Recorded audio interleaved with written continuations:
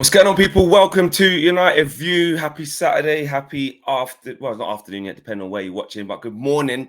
Definitely morning for me. Just the two of us. Just the two of us. No Owen. He's gone. I'll tell you what, little bit of SmackDown, yeah, little bit of wrestling games, little bit of nostalgia, and he's gone. He can't hack it. He's off. He's probably up all hours of the night, 3, 4 o'clock, 3, 4, 5, 6, 7 o'clock in the morning. Gone. Can't hack it. Can't come to you guys to talk about Andre Onana. But like I always say when I get the chance to do these, sometimes it's nice. Sometimes it's nice. I don't get to do a lot of solo streams. So smash a like on the video, subscribe to the channel if you are new. Andre Onana, I'm going to keep this nice and short, nice and sweet. I know a lot of you guys have been seeing the news already. That was mainly breaking yesterday, but we didn't get a chance to talk about that yesterday. So, and me personally didn't. So important that we do. So I know you guys enjoy those short, snappy, sharp videos, straight to the point. Andre Onana is days away. Days away. Let's be honest. He's days away from becoming a Man United player. It's happening, guys. I said this before. I said, get excited. I was in my KG bag, in my Reckless Vibes bag. And I said, we're going to get him. We're going to get him. And this isn't just like no sources. This is reported widely yesterday when the news was breaking. Romano's pushing and pushing and pushing, saying that, you know, he's going to be a Man United player. It's expected to be done by this time and that time, which I'll get into the quotes in a second. But the fact that this is edging closer is super exciting. I know David De Gea is pissed off in the background with the whole circus app emoji. We covered that already. But Manchester United are going to get their man. You know, reports yesterday, Alfredo Padula was saying Inter expect a proposal for Manchester United very close to the £60 million mark, €60 million mark, including the bonuses for Andre Onana. From Monday onwards, contacts will also continue over the weekend.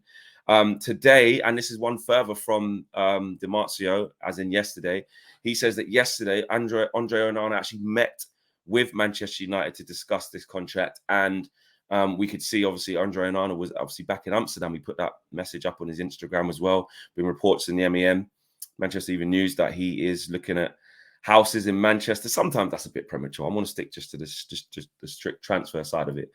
And Di Marzio also says Inter are waiting on Manchester United's last decisive raise for Andre Onana. And like Owen says, there's a discrepancy of a few million here, a couple of million either side. It isn't a big one. It isn't a big milestone off. Like, it's the same really as the Mason Mount situation. When we started the bid for Mason Mount versus what Chelsea wanted, they wanted the 65. We went in with the 45, and then we met in the middle with the 55. This is very, very similar. Very, very similar. It looks like we're going to get Onana for the 45 plus 5 that we wanted to get him for. And then also one further than that was that which was what Romano was saying, is that Manchester United, the deal was basically going to be done and completed next week. And that was the big one, because again, I know Fabrizio is, you know, making sure he does his due diligence and gets this right, but he's been all over this like a lot of other people have. And the bit where he says Manchester United are now really close to signing Andre Onana, positive round of talks, final bid to arrive soon, then done deal. Then it's going to be a done deal. This isn't, don't think this is the Glazer thing. Don't think this is final round of bidding, then Sheikh Jassim's still there 2 bids later. That's not going to happen. He said he's told that the deal will be sealed by the end of the week. Personal terms are already agreed. Manchester United want Onana to travel to the USA for pre-season tour. Yeah, because as it stands, Tomo, big up Tomo, he's going to be the number 1 on the way to, where are we going on Wednesday? Oslo. Me, KJ, and Josh will be out there. So if you're watching from Oslo in Norway, big up to you. We'll see you there. But yeah, he's not going to be there for then. Obviously, that makes sense. Mason Mount will be, which is exciting. He's ready in training. And obviously, Dean Henderson's back in the squad. So those will be our 2 keepers for them. But the week after that, obviously, is the US tour. So to have Onana in and done by then is fantastic. I was listening to a piece on MEN. Samuel Luckhurst was doing it, and I agreed with him, actually. He says that he doesn't buy this notion that Man United are getting Onana as like a knee-jerk reaction. Some people have tried to say, oh, you know, he didn't really want him, and it's really quick how this has happened. Just because he played good in the World Cup. And it's just not true. Like we said, this is a player that Ten Hag knows so well. This is a player that we speak about a lot of those players who got dismantled from that Ajax team in that Champions League final run, semi-final run against Spurs. And you're looking at the likes of Ziyech, you're looking at the likes of Donny, what was it, Davison Sanchez, I think, was in there. Some really good players. And Andre Onana was one of them. You know, this isn't someone that we don't know about in terms of our manager. He likes this guy. And when Ten Hag goes after somebody that he likes, when Ten Hag goes after somebody that he knows, he usually gets them. And I think actually it fills me with excitement. And again, people at home can be saying, told you. And we're not quite there yet. It's not here we go. And he hasn't been unveiled. And we'll talk about it in more depth when it happens, because it is going to happen.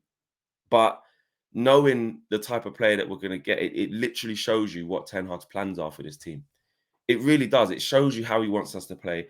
And it shows us that even though we've got the constraints going on above us with the sale, and lack of sale, etc., etc. Even with that going on, yeah, he's still willing to be ruthless and make the decisions that need to be made.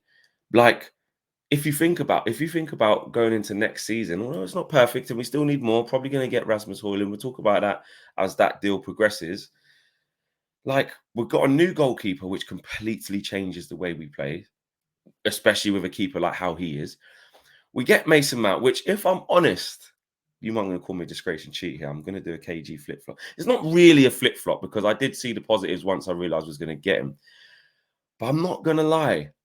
When I'm seeing him around the training ground and just him as a person, I want that type of person around the squad. This is before he's kicked the ball, by the way. So I know it's easy to get gassed by promo and PR, but I just like him already. Like I don't know how you guys feel. Like I know you guys could be sitting there saying, listen, Flex, don't convince yourself. He ain't a number 7. You could still be in that mode and that's fine. But me personally, I'm like, I can get behind it, Money Mace. Like, I can see him. I don't know. I can just see him doing really well. Bit premature. Who knows? I don't know. But yeah, what my point is that Ten Hag is slowly like changing the team. You know, look at how Mason Mount plays the game. Look at his profile. Look at his attributes that he has. We don't have that in the squad. Look at what Onana does. We don't have that in the squad. Look at Martinez. Obviously, that was a big buy. We don't have that in the squad. Now we do. Look at Casemiro. We don't have that in the squad. Now we do. Now, Eriksen, again, same thing. We didn't have it. So he's literally getting all the things we need. And what I think transfer windows always show you is that it's not always about, okay, you want your targets and you want to be competing, and we're not there yet. I mean, look, ideally, Manchester United should have been in a position where we could have gone and got Declan Rice as well. Not that you all would agree with spending 105 million on him, but we should have been able to if we wanted to. We don't have the money. We should have been able to go for Victor Osimhen if we wanted to. That's Man United returning back to what it should be. So I'm not saying we're there, but I'm basically praising Erik ten Hag for how good he's doing, considering we're nowhere near being able to have that kind of financial muscle that we used to do. Well, Arsenal going to go in for a player, big money like that. We'll put 10 million more. Easy. We'll give him 115 for Declan Rice. Not saying we should have, but I'm saying being in the conversation for these players. Well, Osimhen, where he's had a wicked season, what he's going to cost 130. All right, cool. Do you know what I mean? Like, we're in there. Okay, we're going to sell these players and flip that and make that money. Like, that's Man United being back. But with all those things not happening and Ten Hag slowly unpicking the team and going to get someone like Andre Onana, I think is massive. I really do think is massive. And if he carries on in that vein, Ten Hag, with getting these types of signings, that kind of, I don't know, that vision that I've got, that I've shared with you guys many times of like, look, when we look back at this team in 3 windows time, so we're in 1 now. So 1's already passed, we're in 1 now.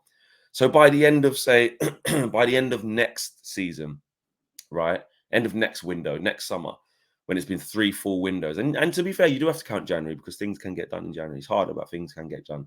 But we're a January down because the January we just had don't count.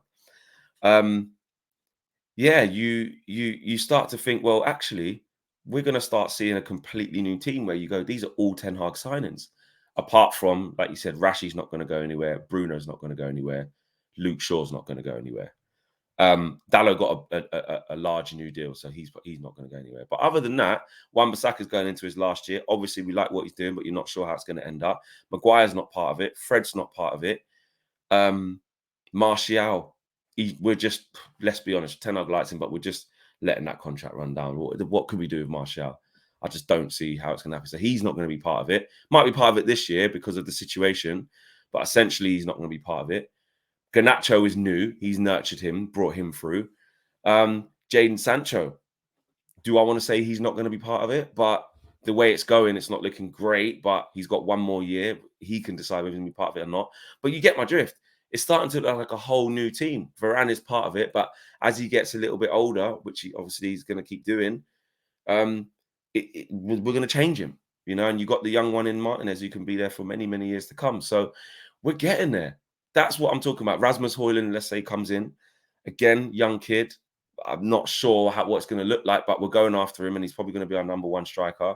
But again, whole new setup. So I'm bigging up Ten Hag on slowly, you know, changing this team around, because that's what needs to happen for us to completely be a new team. That's what needs to happen for us to compete, because the players that we've had in their entirety, like they've reached the ceiling at Man United a long time ago, and he's managed to ooze a little bit more out of some of them. Some real good promise out of some of them. But actually, when you think about it, it needs a freshen up. It needs to be in his image. Like you look at Arteta's team now, and it's all his players. Like you look at Klopp's, and it's all his players. What, Firmino, Milner, who else was there then? Maybe Trent. Well, he brought him through, I think. But you get my gist. Like he had to bring all them players through to make that team. So, and now they're pretty much not there anymore, them type of players. It's all whole new team. So that's what you need. You need multiple windows and keep backing the manager, which is what our biggest problem has been. We've been scared that we're not going to back him. And to a certain extent, he's still not getting the backing that he needs, because he ain't got the resources that we should have as Man United, but he's still doing a good job. But Andre Onana, deal should be done by the end of next week, or concluded at some point next week. I'm excited. I know you guys are. Short, sharp, to the point, nothing long. Enjoy the rest of the weekend. We'll be across it, of course, with any major developments with Onana. If we get a here we go, or an on-screen exclusive, sirens ringing, we'll be across it. Or anything else, you know, if there's a breakthrough with Rasmus Højlund on top of that, we'll keep an eye on that. And I will just say, actually, on the Rasmus Højlund thing, I know there was an update from Samuel Luckhurst basically discussing the fact that Rasmus Højlund will come to Manchester United, potentially Man United looking to loan out Mason Greenwood instead. But like I said on this channel, when the club speaks about it and puts an official statement out, that's when here as a channel we're gonna talk about it. Literally the other day I was saying I'm not going to talk about it until the club put out a statement. Then if I just go and talk, we just start talking about it here on the channel off of something Samuel Luckhurst says, that's literally doing the opposite of what I said we're going to do. So yeah, I know some of you are going to say there has been an update, but again, I'm following that same kind of outline that I've set out for the channel and what type of place I want this to be for the entirety of this thing. And we're near the end of it anyway. Let's be honest. There's going to be a situation soon where we're going to see what happens with Mason Greenwood, because if it is true and Rasmus Højlund does come this way and Mason Greenwood does go on loan to Atalanta, then we will have the conversation regarding that, because obviously that will be the appropriate time to do so. But until then, we shall wait. So guys, smash a like on the video, subscribe to the channel if you are new, and I'll see you again soon. Peace.